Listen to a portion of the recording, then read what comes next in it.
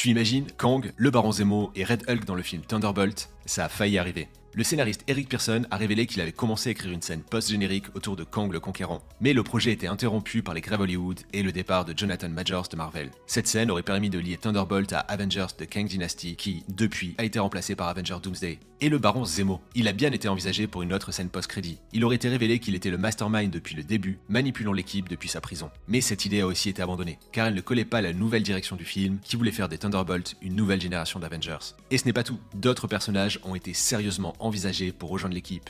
Goliath, vu dans Ant-Man et la Guêpe, aurait pu revenir en mentor de Ghost, une idée cohérente mais retirée pour alléger le scénario. Et Red Hulk. Le scénariste voulait inclure une version de Red Hulk qui n'aurait pas été Thunderbolt Ross et qui aurait été le vilain du film. Mais Marvel a dit non.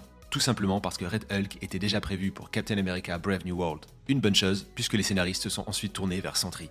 Enfin, Man-Thing, la créature que l'on a découvert dans Werewolf by Night. Le réalisateur voulait l'ajouter à l'équipe, mais Marvel a là aussi refusé.